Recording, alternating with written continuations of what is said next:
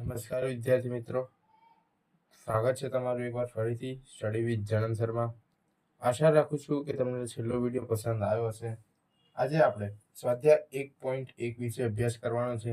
તો શરૂઆત કરીએ કે સ્વાધ્યાય 1.1 એનો પ્રશ્ન નંબર 1.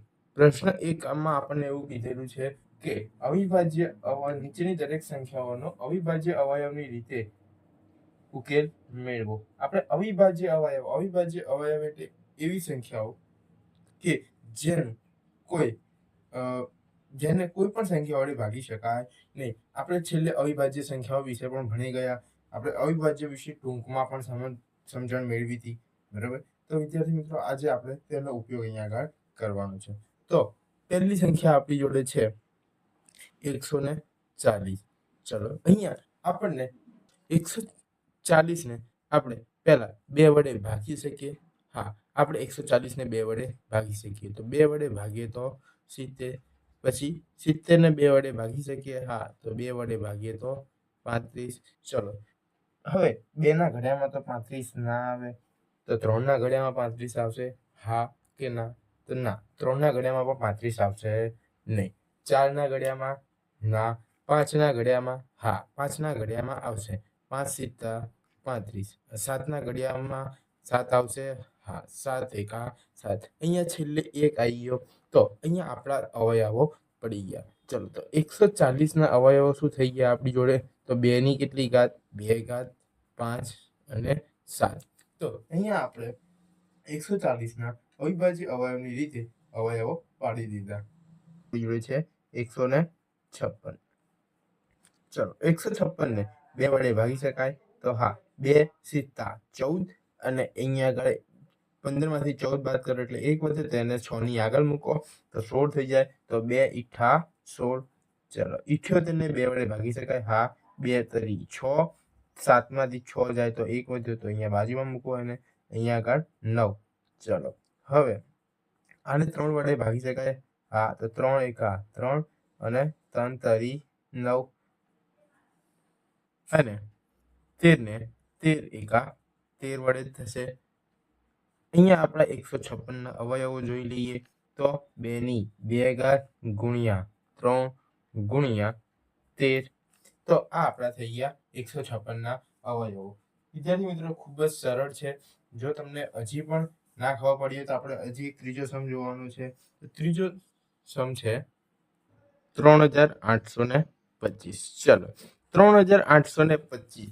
હવે સર, આ તો બહુ મોટી સંખ્યા છે, આની કેવી રીતે ખબર પડે અમને કે કેટલા વડે ભગાશે કે નહીં ભગાય? તો સૌથી પહેલા વિદ્યાર્થી મિત્રો, જો એનો એકમનો અંક શું છે, તો એકમનો અંક આપણી જોડે શું છે? એ 5 છે. તો ચલો, એકમનો અંક 5 છે, તો 2 ના ઘડિયામાં 5 આવે? ના આવે. 2 ના ઘડિયામાં 5 ના આવે તો હવે આપણે શું કરવાનું? તેના પછીની સંખ્યા જોવાની. તેના પછીની સંખ્યા કઈ? 3. તો વિદ્યાર્થી મિત્રો, હવે 3 ના ઘડિયા માટે એક નિયમ છે કે આખી સંખ્યાના દરેક અંકનો સરવાળો કરવાનો. તો 5 ને 2 7, 7 ને 8 15, 15 ને 3 18. તો 18 ને આપણે 3 વડે ભાગી શકીએ? હા, પણ 18 ને આપણે 3 વડે ભાગી શકીએ એટલે કે આપણે 3825 ને પણ 3 વડે ભાગી શકવાના. તો અહીંયા આપણે લખીએ 3. તો 3 એકા 3. ચલો, હવે 8. તો 3 દુ 6. 2 વધ્યા તો બાજુમાં ગયા એટલે કે 22 થયા. 3 સિત્તા 21. 22 માંથી 21 ગયા તો કેટલા વધ્યા? 1 તો 5 ની જોડે. અને 3 પંચા 15. ચલો, હવે આ હજી 2 વડે ભગાશે? ના, આ 2 વડે નહીં ભગાય. 3 વડે ટ્રાય કરવાનો.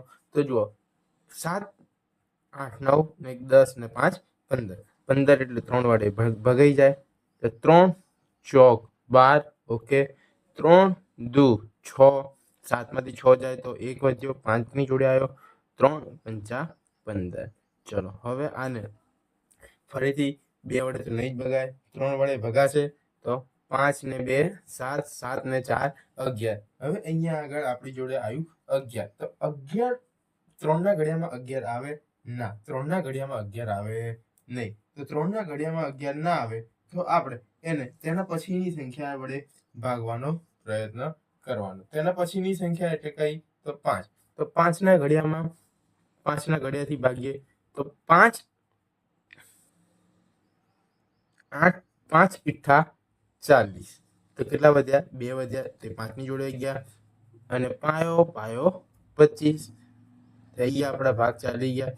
ચલો હવે 85 તો 85 ને આપણે કેટલા વડે ભાગ ચલાવી શકીશું તો 8 ને 5 કેટલા થઈ જશે 13 તો 13 એ 3 ના ઘડિયામાં નહીં આવે તો આપણે અહીંયા આગળ 5 વડે ફરીથી ભાગ ચલાવવાનો તો 5 એકા 5 કેટલા વધ્યા 8 માંથી 5 જાય તો 3 એ 5 ની જોડે ગયા એટલે 35 થઈ ગયા 5 સીતા 35 અને અહીંયા આગળ છેલ્લે થઈ ગયું 17 એકા 17 તો આપણા 3825 ના શું અવયવ પડ્યા કે 3 ની 2 ઘાત ગુણ્યા 5 ની 2 ઘાત ગુણ્યા 17 તો આ ચોથો દાખલો જોઈ લઈએ તેનો તો ચોથો દાખલો છે 5005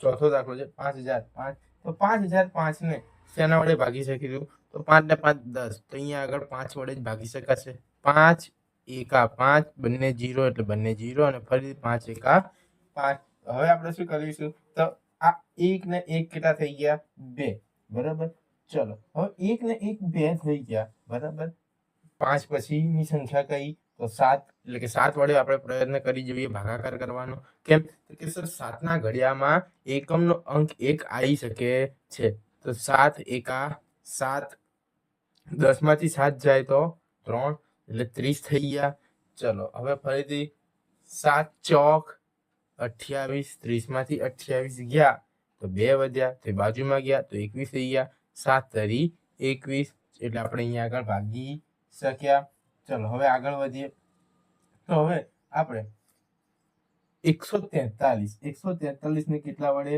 ભાગાકાર કરી શકીશું તો જુઓ 4 ને 1 5 5 ને 3 8 હવે 8 ને આપણે કેટલા વડે ભાગી શકાય 3 ના ઘડિયામાં 8 આવે ના આવે 5 ના ઘડિયામાં ના 5 ના ઘડિયામાં કોઈ પણ સંખ્યાનો એકમનો અંક 3 પણ ના આવે 7 ના ઘડિયામાં પણ કોઈ પણ સંખ્યાનો એકમનો અંક 3 આવશે નહીં તો 7 પછી 9 9 ના ઘડિયામાં જોઈએ તો 9 ના ઘડિયામાં પણ 9 વડે પણ ભાગી શકાશે નહીં તો હવે આપણે શેના વડે ભાગીશું તો 11 વડે ભાગીશું 11 એકા 11 14 માંથી 11 ગયા તો વધ્યા 3 ચલો તો 33 થઈ ગયા અને 11 તરી 33 અને અહીંયા આપણો છેલ્લો આવી ગયો 13 એકા 13 તો 5005 ના આપણા ગુણાકારની રીતે અવયવો પડી ગયા 5 ગુણ્યા 7 ગુણ્યા 11 ગુણ્યા 13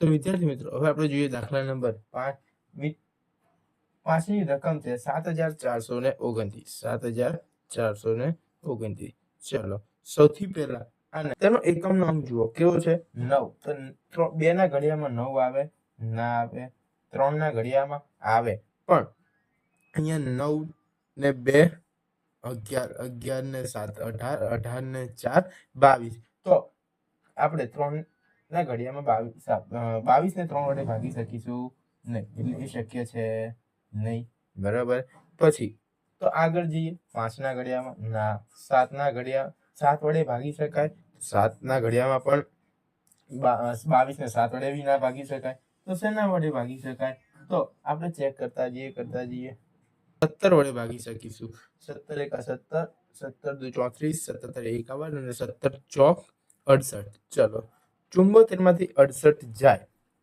74 માંથી 68 જાય તો સરસ 6 હવે એ 6 અહીંયા આગળ એટલે 62 થઈ ગયા 17 તરી 51 17 ચોક 68 થઈ ગયા એટલે 17 તરી 51 થી ભાગ ચલાવીશું હવે કેટલા થઈ ગયા તો અહીંયા આગળ 62 થઈ ગયા તો 62 માંથી 51 જાય તો કેટલા વધ્યા 11 ચલો એ 11 અહીંયા આગળ 9 ની જોડે મૂકો તો 17 સીતા 119 ચલો હવે 437 ને આપણે કેટલા વડે ભાગી શકીશું તો 17 પછીની અવિભાજ્ય સંખ્યા કઈ આવશે 19 તો 19 દુ 38 ચલો 43 માંથી 38 જાય તો આપણી જોડે કેટલા વધશે 5 તેને બાજુમાં મૂકો 57 થઈ ગયા અને 19 તરી 57 ચલો 23 આયા. 23 પોતે એ અવિભાજ્ય સંખ્યા છે એટલે 23 એકા 23. અહીંયા આપણા 7429 અવિભાજ્ય અવયવ ગુણાકારની રીતે મળી ગયા આપણને એટલે 17 ગુણ્યા 19 ગુણ્યા 23. તો વિદ્યાર્થી મિત્રો, આશા રાખું છું કે તમને આજનો વિડીયો પસંદ આવ્યો હશે, અને જો તમને આ વિડીયો પસંદ આવ્યો હોય તો વિડીયોને લાઈક કરો, તમારા અન્ય વિદ્યાર્થી મિત્રો સાથે શેર કરો અને ચેનલને સબસ્ક્રાઇબ કરો.